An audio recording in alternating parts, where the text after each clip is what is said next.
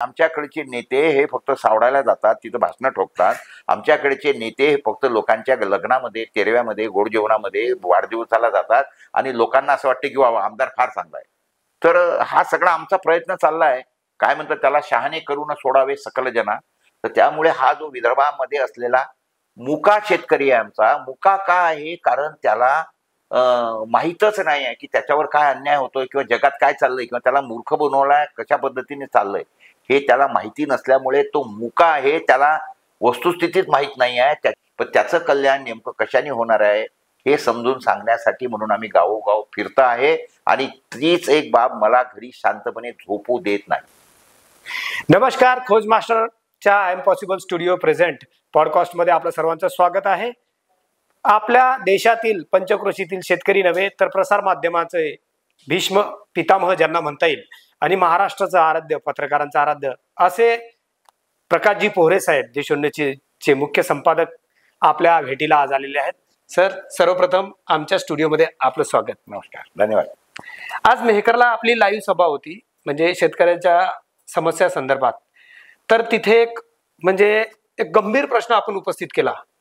लूट वापसी, 61 लाख कोटी रुपयाची लूट वापसी, आणि त्या संदर्भात तुम्ही सर्व आराखडा आलेखासहित प्रत्यक्ष प्रमाणासहित तिथे प्रदर्शित करून दाखवला.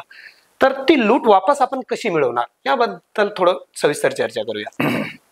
कसं आहे माहितीये का, की एक लक्षात घ्या की आता सध्याच्या घडीला जी शेतकऱ्यांची आक्रोश चालू आहे की आमची कर्जमाफी करा, कर्जमुक्ती करा वगैरे, आणि सरकारने त्याला म्हटलं की बा आम्ही ते करू शकत नाही, आमच्याकडे पैसा नाही. जेव्हा की न मागणी करता या लोकांनी अनेकांना पैसे दिले, लाडक्या बहिणीला दिले, आमदार खासदारांना 25% पगार वाढ करून दिली. त्याच्यानंतर 7वा वेतन आयोगाच्या ऐवजी आम्ही 8वा वेतन आयोग देऊ हे सांगितलं. वरून काही गरज नसताना हे म्हणतात की आता आम्ही तो शक्तीपीठ महामार्ग करू 85,000 कोटीचा, त्याच्यासाठी 20,000 कोटीची तरतूद केली. मग आता एकीकडे पैसा नाही असं म्हणणारं सरकार, आणि पैसा नाही ही गोष्ट खरी आहे सरकारकडे. किंबहुना या सरकारवर सध्याच्या घडीला 9.5 लाख कोटीचं कर्ज आहे, एक लक्षात घ्या. आणि 9.5 लाख कोटीचं कर्ज त्या सरकारवर आहे ज्यांचं बजेटच मुळामध्ये 6 लाख कोटीचं आहे. मग यांच्याकडे पैसा नाही या बाबतीत काही खोटं नाही आहे, पैसा नाही आहे यांच्याकडे. पण मग जर तुमच्याकडे पैसा नाही आहे तर मग तुम्ही अशा पद्धतीने खर्च कसा करताय? ज्याची गरज नाही तो 1 लाख कोटी रुपयाचा तुम्ही शक्तीपीठ मार्ग करता, त्याच्या अगोदर तुम्ही समृद्धी महामार्ग केला, त्याची गरज नाही आहे. मुंबईला जायला ऑलरेडी 2 रस्ते आहेत, रेल्वे आहे, विमान आहे, ही गरज नव्हती ना. 1 लाख रुपयाचा तुम्ही समृद्धी महामार्ग काढला, पुन्हा 1 लाख कोटीचा आता साधारणतः तुम्ही तो शक्तीपीठ महामार्ग काढतो म्हणतात. हे का काढताय? त्याचं कारण साधा आणि सरळच आहे की शेतकऱ्यांना कर्जमाफी दिली तर त्याच्यात कमिशन मिळत नाही. परंतु 1 लाख कोटीचा जर रस्ता काढला तर त्याच्यामध्ये साधं सरळ आहे 20%, 30%, 40% आजकाल कमिशन गेलेलं आहे असं मला आमदार खासदार सांगत होते. तर त्याच्यामध्ये जर यांना 1 लाख कोटीवर जर 20% जरी धरलं तरी 20,000 कोटी रुपये कमिशन मिळणार आहे. हा सगळा जो घोड जो चालला आहे हा सगळा कमिशनचा आहे. गोष्ट अशी आहे की या सगळ्यांमधून जेव्हा आम्ही हे सगळं शोधत गेलो आणि त्याच्यानंतर जेव्हा मला ही आकडेवारी मिळाली की या लोकांनी शेतकऱ्यांना खरंच कसा कमी पैसा दिला, तर माझ्या लक्षात आलं की हा तोच शेतकरी आहे की जो शेतकरी एका जमान्यामध्ये बँकांमध्ये डिपॉझिट ठेवत होता. तो डिपॉझिट ठेवणारा शेतकरी आता त्याची इतकी दुर्व्यवस्था का झाली की त्याचा बँकांमधून कर्ज काढायला लागला. 1960-65 नंतर हा हळूहळू करता करता कर्जामध्ये फसत गेला आणि आज इतकी त्याची दयनावस्था झाली. जेव्हा की मी 2007ला या देशाचे पंतप्रधान मनमोहन सिंगांसोबत भेटून त्यांना मी सर्व जेव्हा परिस्थिती सांगितली त्यावेळेला या लोकांनी जवळपास नाही म्हटलं तरी 72,000 कोटीची या शेतकऱ्यांना कर्जमाफी दिली होती. आणि मी त्यांना म्हटलं पंतप्रधानांना की तुम्ही नुसतं कर्जमाफी देऊन उपयोग होणार नाही, कारण तो पैसा काही शेतकऱ्यांना मिळणार नाही. तो पैसा कुठे जाणार आहे? तर तो पैसा जाणार आहे सर्व यांच्याकडे, कुठे? बँकांमध्ये. तर शेतकरी तर जिथं होता तिथंच राहील. मग अशा वेळेला तर त्या दृष्टिकोनातून जर हे करायचं म्हटलं तर मग यांनी जर पुन्हा कर्ज काढायचं नाही असं जर पोझिशन करायची असली तर याचा शेतमालाला भाव द्या. आणि पंतप्रधानांनी 2008ला शेतमालाचे भाव हमी किमती ज्या होत्या त्या 34% ते 74% वाढवत नेल्या वेगवेगळ्या पिकांच्या. हा झाला एक विषय. आणि त्याच्यानंतर जेव्हा मी ह्या सगळ्या गोष्टींचा आढावा घेतला त्यावेळेला मला दिसलं की शेतकऱ्यांना या लोकांनी साधारणतः म्हणजे धान्यामध्ये जर हे 5 धान्य जर घेतले गहू झाला, बाजरी झाली, त्याच्यानंतर मका झाला, तांदूळ झाला, तर अशा याच्या ज्वारी झाली. ह्या 5 पिकांमध्ये या सरकारने शेतकऱ्यांना जवळपास 48 लाख कोटी रुपये कमी दिले आहेत. ते जे 61 लाख कोटीचा आकडा आहे ना, त्यातला मेजर आकडा हा त्या धान्यामधला आहे, 48 लाख कोटीचा. आणि यांना कमी का दिले? कारण यांना हे धान्य शेतकऱ्यांना फुकट वाटायचं. तर त्याच्यामुळे काय झालं, ह्या 61 लाख कोटी मधले 48 लाख कोटी रुपये तर नुसतं धान्यातले आहेत. आणि हे धान्यामध्ये यांनी एवढे पैसे कमी का दिले? कारण यांना हे धान्य फुकट वाटायचंय ना. जसं आज सुरू आहे की आम्ही तुम्हाला 85 लाख कोटी लोकांना आम्ही मोफत मी धान्य दे रहे. तर ही म्हणजे काही अभिमान बाळगण्याची गोष्ट नाही. 85 लाख कोटींची परिस्थिती अशी आहे की तुम्ही ते धान्य खरेदी करू शकत नाही, परंतु फुशारक्या मिळवायच्या आहेत, त्यांची मतं मिळवायची आहेत. त्याच्यासाठी 85 लाख कोटी लोकांना धान्य देतं म्हणतात आणि त्याच्यासाठी शेतकऱ्यांचा जीव घेतात की त्यांना फुकटच वाटायचं आहे, तर मग त्याची जास्त किंमत कशाला द्यायची, हा इथला मेन आहे. आणि त्याच्याही मागचं मोठं षडयंत्र असं आहे, एक समजून घ्या पहिले, की नाव गरिबांचं आहे की आम्ही गरिबांना 85 लाख कोटी देतो. मुळामध्ये हे जे धान्य वाटतायत हे सगळं धान्य नंतर मागच्या दरवाज्यांनी पुन्हा कलेक्ट केलं जातं. जसं महाराष्ट्रात का तांदूळ जमा होतो, तसं साऊथमध्ये गहू जमा केला जातो. आणि हा सगळा धान्य, गहू किंवा तांदूळ, हा सर्व हॉटेल इंडस्ट्री, बेकरी इंडस्ट्री, त्याचबरोबर हे जे प्रोसेसिंग इंडस्ट्री आहे, तांदूळाची इडली, रवा, वडा बनवणारी किंवा गव्हाचं आटा बनवणारी, ह्या सगळ्या इंडस्ट्री विकत घेतात. म्हणजे महाराष्ट्रातला तांदूळ तिकडे जातो आणि तिकडचा गहू इकडे येतो आणि त्याचं हे बनतं. तर सांगायचा मुद्दा असा आहे की कहीं पे निगाह है कहीं पे निशाणा, असा यांचा विषय आहे. नाव घ्यायचं गरिबांचं, मात्र खरे लाभार्थी जे आहे ज्यांचे हे आहेत, त्याच्यामुळे ही जी अन्न सुरक्षा योजना जी आहे ही बंद करून त्या गरिबांना सरकारने थेट पैसा द्यावा. महिन्याला 500 रुपये थेट देऊन टाकायचे त्यांच्या खात्यामध्ये सरकारला. आणि त्याच्यामुळे हे शेतकऱ्यांना जे तुम्ही कमी पैसे देतात ते बंद होईल. यांनी किती पैसा कमी दिलाय? तांदूळ उत्पादक शेतकऱ्यांना गेल्या 15 वर्षामध्ये या लोकांनी साधारणतः 23 लाख कोटी रुपये कमी दिले. गहू उत्पादक शेतकऱ्यांना ह्या लोकांनी 21 लाख कोटी रुपये कमी दिले. एक लक्षात घ्या, आणि फार मोठी रक्कम आहे. पूर्ण देशाचं बजेट जे आहे ते साधारणतः 40 लाख कोटीचं आहे. आणि ह्या लोकांनी शेतकऱ्यांना 61 लाख कोटी रुपये कमी दिले, म्हणजे भारताच्या बजेटच्या 1.5 पैसा कमी दिलाय. तुम्ही एक लक्षात घ्या. आणि हे फार म्हणजे भयानक आहे. शेतकरी आत्महत्या करायला लागलाय. आणि आज विदर्भामधल्या 11 जिल्ह्यामध्ये 15 शेतकरी आत्महत्या करतायत. ही फार गंभीर बाब आहे. देशामध्ये साधारणतः 100 शेतकरी रोज आत्महत्या करतायत. म्हणजे वर्षाला तुम्ही जर 100 शेतकरी म्हटले, याचा अर्थ 35 ते 40 हजार शेतकरी भारतामध्ये आत्महत्या करतायत. महाराष्ट्रामध्ये रोज 15, म्हणजे महिन्याला 45, 450 आणि महिन्याला 450, म्हणजे साधारणतः 5000 शेतकरी एकट्या महाराष्ट्रात आत्महत्या करतायत वर्षाला. ते चुकीच्या भयानक गोष्टी आहेत सर्व. याच्याकडे सरकारचं लक्ष नाही आहे.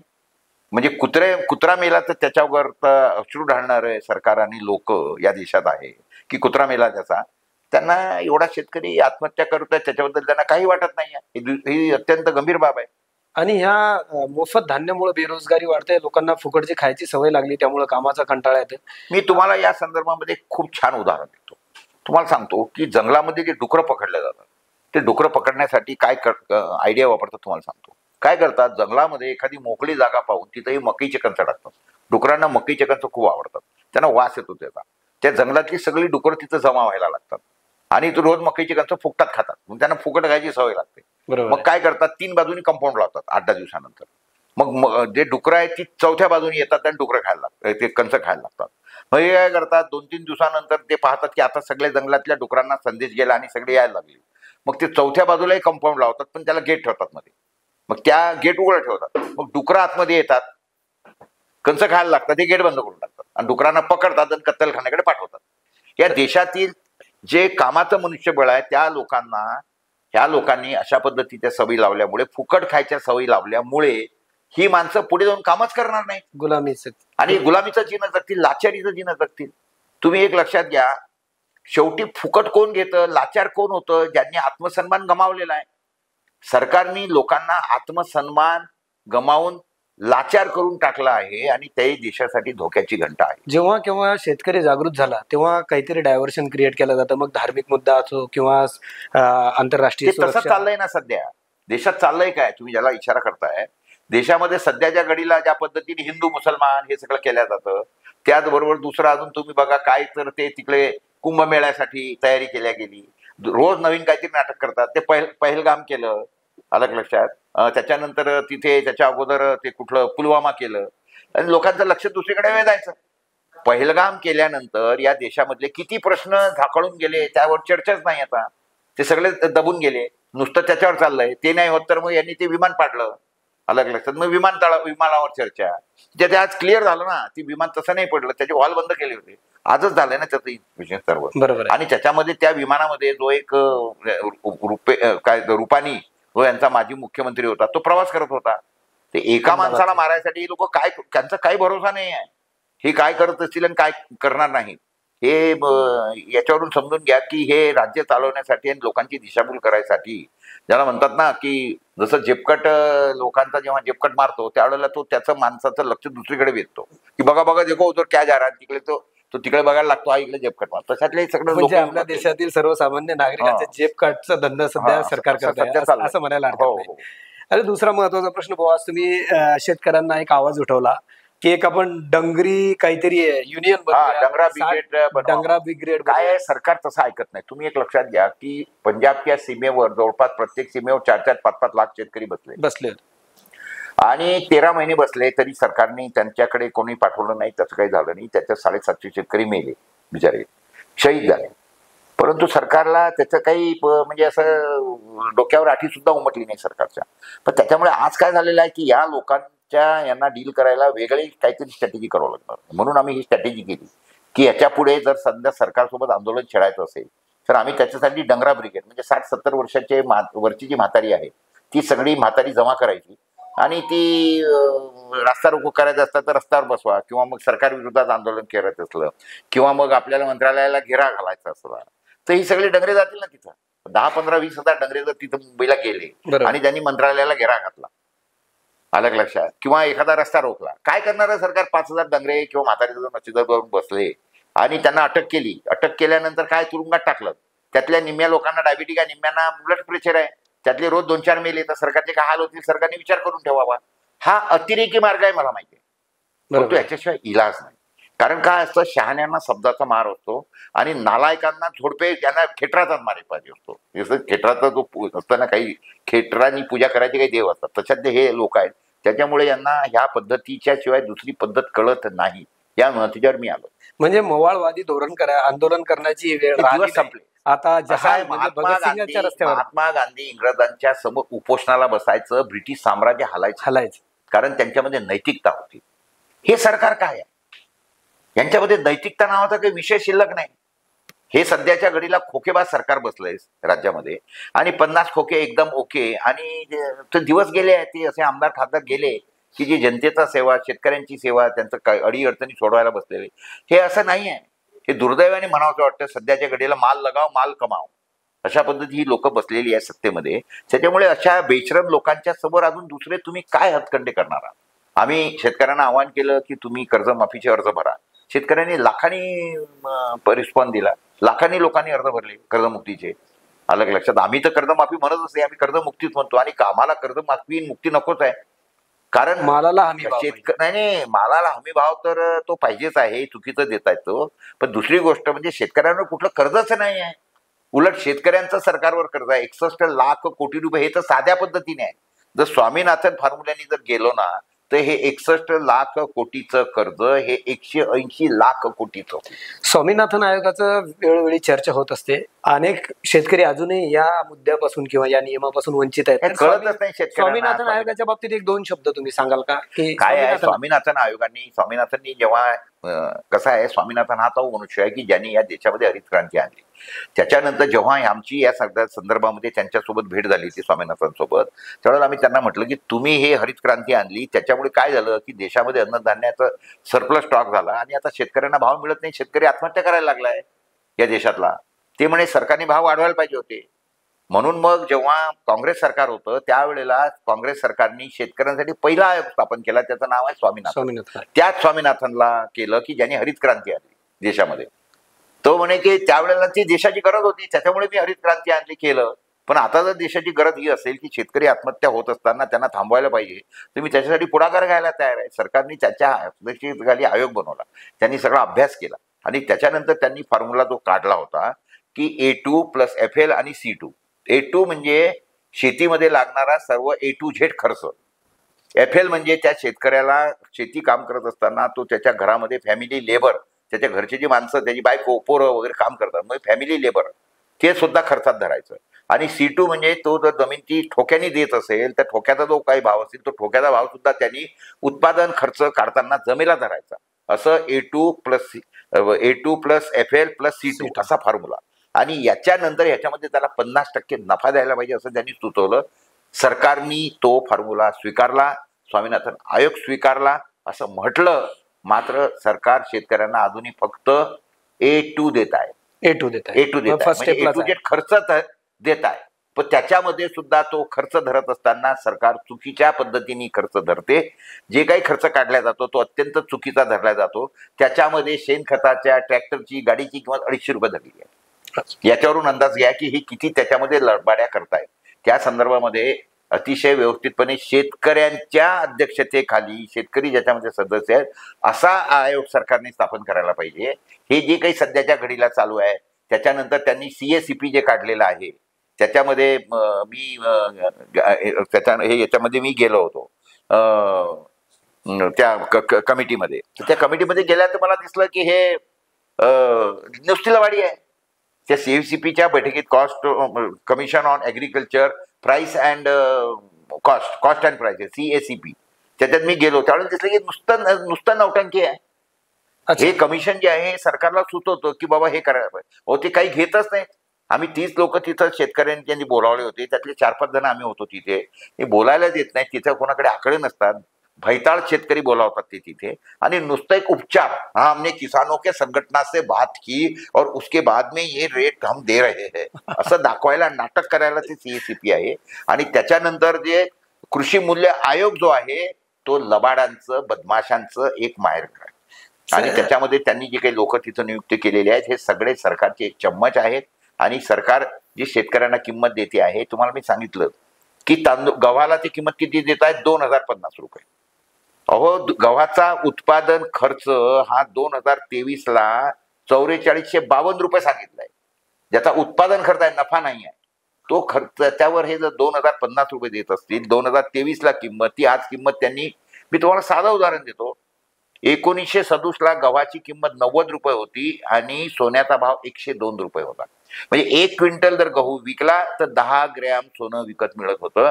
आज मी 1 क्विंटल जर गहू विकला तर मला एक गुंज म्हणजे काय म्हणतो त्याला मिलीग्रॅम सुद्धा मला मिळत नाही. कारण आज सोन्याच्या 1 ग्रॅमची किंमत ₹11,000. त्याच्यावरून तुम्ही लक्षात घ्या किती महागाई वाढली.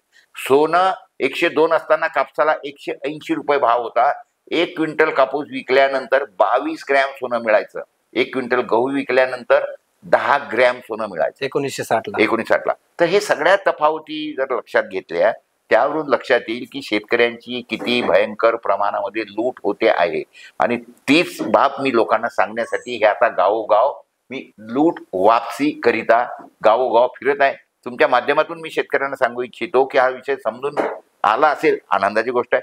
नसेल समजला, कृपा करून आम्हाला बोलवा, आम्ही यायला तयार आहोत. आणि तुम्हाला अगदी बाळबोध पद्धतीने तुमची किती लूट झाली आणि तुम्ही भविष्यात काय करायला पाहिजे हे समजून सांगायला तयार आहोत. विदर्भाला आपल्या पांढरं सोनं म्हणत होते, आज विदर्भाची ती ओळख सुद्धा कापसाला पांढरं सोनं होते आणि विदर्भाला वराळ आणि सोन्याची सुवर्ण किनारपट्टी लाभलेला प्रदेश असं म्हणत होते. कारण मी सांगितलं ना तुम्हाला, 1 क्विंटल कापूस विकल्यामध्ये 22 ग्रॅम सोनं 1967ला मिळवलं. मग आज ऊस आणि कपाशीकडून शेतकरी का बरं ते उत्पादन घेत नाही, हे पण एक विचार काय आहे. एक लक्षात घ्या, कपाशी सोडून ऊस घ्यायचं तर कसं आहे, पश्चिम महाराष्ट्रामध्ये ऊसाला पळवापळवी असते. कारण तिथं खूप कारखाने काढले तिथल्या नेत्यांनी आणि ऊसाचा सातत्याने तंगी असते. त्याच्यामुळे मग प्रत्येकाने आम्हाला ऊस घातला पाहिजे म्हणून मग शेतकऱ्यांना प्रलोभन दिल्या जातात. स्पर्धा आहे त्याच्यामध्ये. आणि त्याच्यानंतर मग प्रत्येक जण सांगतो अरे मी तुझा ऊस तोडून देईल, मी फुकट तोडून देईल, अरे वाहतूक मी करतो. आणि दुसरं मग म्हणतो की तो वाहतूक करतो का, चाल मी बेनं तुला देतो. मग दुसरा म्हणतो चला मी तुला 50% रक्कम अग्रिम देतो. स्पर्धा आहे तिथे. आमच्याकडे एक गोष्ट अशी आहे की आमच्या शेतकऱ्यांनी ऊसाचे कारखाने काढले, परंतु राज्यकर्ते इतके लबाड आहेत की ऊसाचा कारखाना इथं जर काढायचा असेल तर त्यांनी इथे 10% भाग भांडवल म्हटलं. पश्चिम महाराष्ट्रात कारखाना काढायचा तर 5% भांडवल आहे. आमचे कारखाने हे लोकांनी काढले नाही तशातले नाही आहे, पण सगळे बंद पडले, बरेचसे सगळे बंद पडले इथे. यांना इथं सहकार, आमच्याकडे कसं आहे माहितीये का की सहकार म्हणजे आमच्याकडे कसं आहे की सकाळी ऊस लावायचा, तो संध्याकाळी मोठा झाला की तो काढायचा आणि मुळासहित खाऊन टाकायचा. हे अशी आमच्याकडची वृत्ती असलेली लोक आहेत. आणि पश्चिम महाराष्ट्रातले लोक म्हणजे कोंबडी पाळतात आणि फक्त अंडी खातात, ती कोंबडी मारत नाहीत. आमची माणसं कोंबडी सहित खाऊन टाकतात.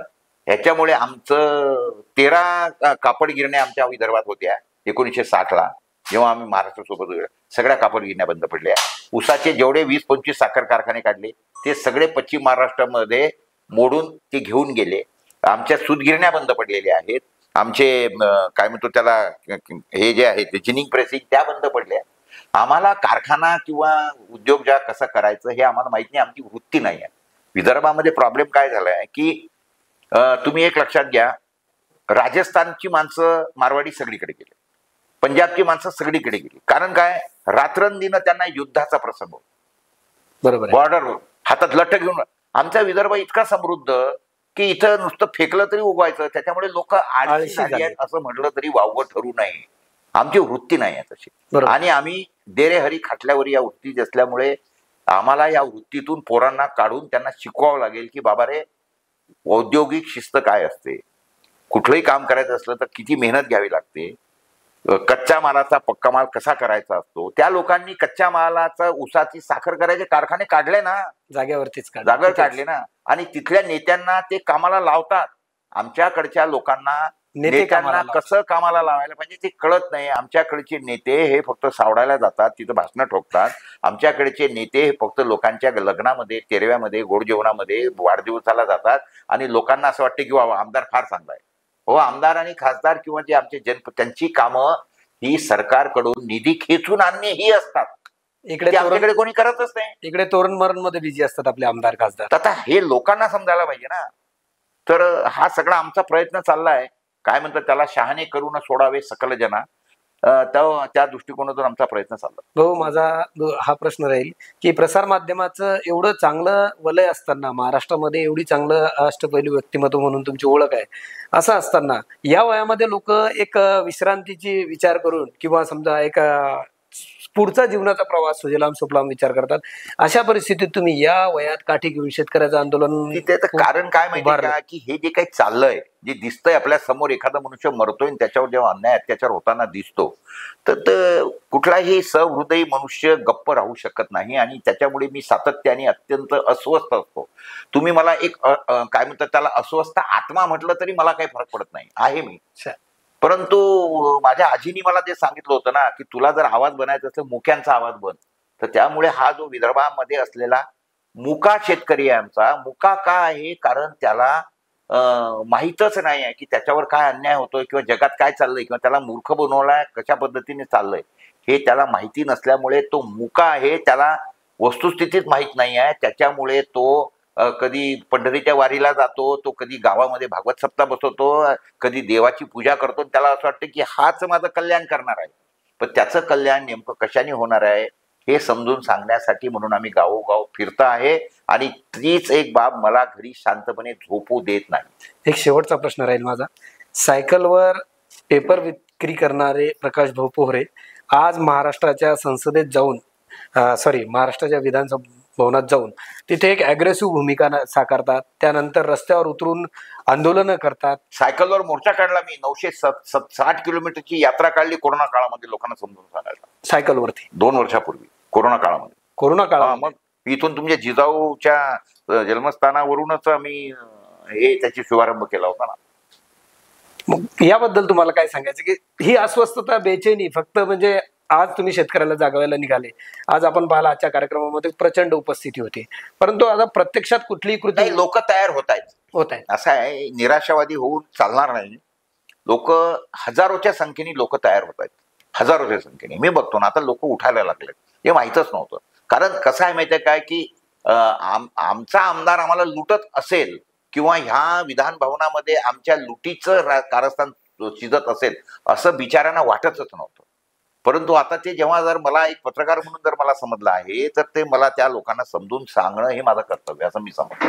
आलं लक्षात. त्यामुळे आम्ही त्या दृष्टिकोनातून कामं करायला लागलो आहोत आणि त्याला यश येत आहे चांगल्या रीतीने, मला आनंद वाटतो.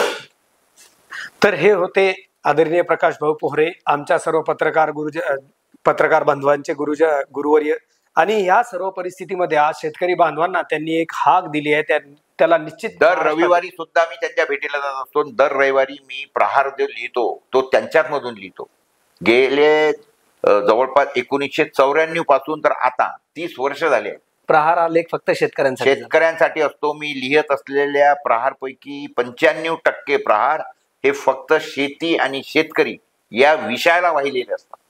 मी विचार करत असतो की कमीत कमी आज नाही तर उद्या कधी ना कधी तरी सूर्य उगवेल आणि यांना प्रकाश दिसेल. असे विचारवंत व्यक्तींनी आज सर्वसामान्य शेतकऱ्यांसाठी महाराष्ट्र पिंजून काढला आहे आणि तुमच्यासाठी सर्वतोपरी त्या अशा महान व्यक्तीचे विचारधारा तुमच्यापर्यंत पोहोचवण्यासाठी आमचा प्रयत्न आजचा होता. आणि मित्रांनो, एवढी मोठी व्यक्ती जर का आपल्या चांगल्या जीवनाचं, ज्याला आपण म्हणता येईल सुजलाम सुफलाम आयुष्य सोडून तुमच्या बांध्यावर येऊन जर का तुमच्या लढ्यासाठी स्वतःचं मनगट असं खच्च उभारून जर हा लढा उभारतोय, तर तुम्हाला सुद्धा सर्व शेतकरी बांधवांना, महाराष्ट्रातल्या सर्व शेतकरी बांधवांना आमची विनंती राहील की जर तुम्हाला कुठलं एक हक्काचं व्यासपीठ मिळत असेल आणि ऐशोआराम, मी तुम्हाला सांगतोय की यांच्याकडे कुठल्याही गोष्टीची कमी नाही, कुठलं ज्याला म्हणतात TRP MRP आमच्या भाषेमध्ये, ते सर्व काही असताना आज आयुष्याच्या ज्या वयामध्ये लोक रिटायरमेंट घेतात, अशा परिस्थितीत जर प्रकाश भाऊ रस्त्यावर निघलेत तर ते फक्त तुमच्या आणि आमच्या शेतकऱ्यांसाठी. आज शेतकऱ्यावर झालेला अन्याय किती मोठा आहे. तुमच्यावर कर्ज नसून सरकारवर तुमचं कर्ज आहे आणि त्याचा आकडा सुद्धा 61 लाख कोटी रुपयाचा एवढा प्रदीर्घ आहे. तो साधा कॉमन सांगितलाय मी. त्याचं जर तुम्ही याच्याप्रमाणे जर स्वामीनाथन आयोगाप्रमाणे तर त्याचा तिप्पट होईल. 180 लाख कोटी होणार आहे, एक लक्षात घ्या. म्हणजे आज तुमची मुद्दल सुद्धा तुमच्या खिशामध्ये नाही. जर का जसं सरकार तुम्हाला बँकाचं कर्ज आकारते त्या पद्धतीने जर का तुम्ही त्याचं व्याज आकारलं 180 लाख कोटी रुपये, म्हणजे आपल्याला जर लिहायचं असलं तर उलटी त्याची लिहिण्याची प्रक्रिया करावी लागेल. अगोदर 60 डिजिट आपल्याला कोटीचे टाकावे लागतील, त्याच्यानंतर 180 लाख लिहावं लागेल. म्हणजे जो आकडा आपल्याला लिहिणं शक्य नाही तो आकडा तुमच्या सरकारकडे आहे. अशा परिस्थितीत तुमच्यावर कुठलंही कर्ज नाही. मित्रांनो, आपण सर्व तन मन धनाने या लढ्यात प्रकाश भाऊ पोहरे यांच्या पाठीशी नव्हे तर यांच्या सोबत त्यांच्या खांद्याला खांदा लावून हा लढा लढूया. महाराष्ट्रातील तमाम शेतकरी बांधवांना आमची ही विनंती राहील. आणि अजूनही जर तुम्हाला हा विषय कळला नसेल तर संपर्क साधा. खाली नंबर दिलेले आहेत, त्याच्यामध्ये बोलवा. पेपरमध्ये छापलेले आहेत. आमचे लोक आहेत, टीम आहेत, त्यातले कोणीतरी जमलं तर मी स्वतः येईल तुमच्या गावामध्ये आणि हा विषय समजून घेऊन स्वतःमध्ये ऊर्जा, स्वतःमध्ये आत्मविश्वास जागृत करा, असं मी आज यांच्या माध्यमातून सांगतो. त्यांना खरोखर धन्यवाद देतो. धन्यवाद.